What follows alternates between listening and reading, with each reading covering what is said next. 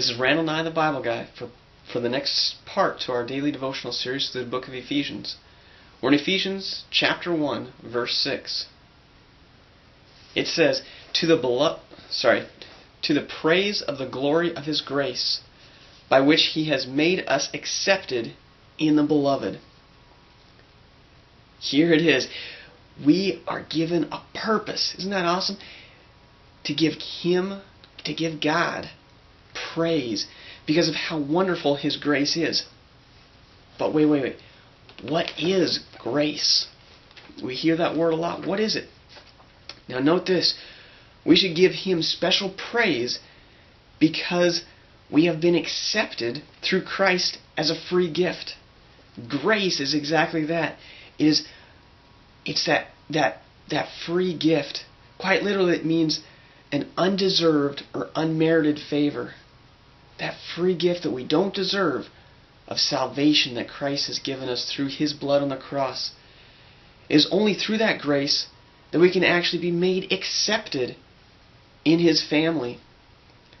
That is why we won't be the Cinderella stepchild, as it were, but we will be, better yet, we should be, we deserve it because of His grace. He has bought us. It's awesome. It is right and it is good. In verse 7 it goes on, in Him we have redemption through His blood, the forgiveness of sins according to the riches of His grace. Number one, what does redemption mean? Quite literally, to purchase. For example, a person who couldn't pay their debt was sold into slavery. Number two, have you had a spiritual debt that you couldn't pay? Yes. There is only one punishment to the debt of sin, and that is death. Only through the death of someone who was debt-free could your debt actually be purchased. So the choice is quite simple. One, you could pay the debt for yourself, which means you must die. And it means permanent separation from God. Or, number two, you could sell yourself as a slave to God, who loves you and actually wants what's best for you. He wants to show His tremendous love for all of eternity to you if you sell yourself to Him. Then we can accept that redemption through His blood. We will get the complete forgiveness from all of the sins that we've ever done and all the sins that we will ever do in the future. This can be a bit confusing for some people. Even though I'm saved and I love Jesus, I'm still going to sin.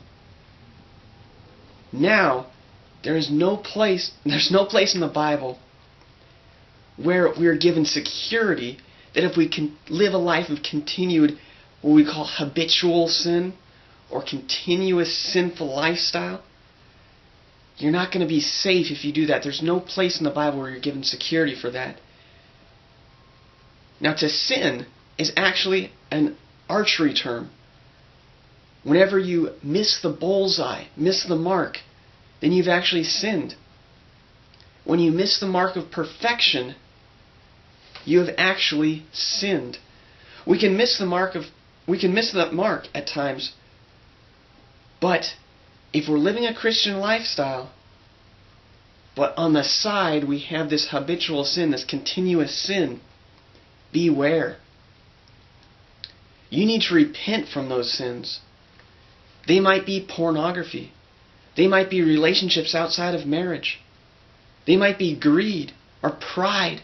The list goes on and on. Repent. Turn from those sins and turn to God.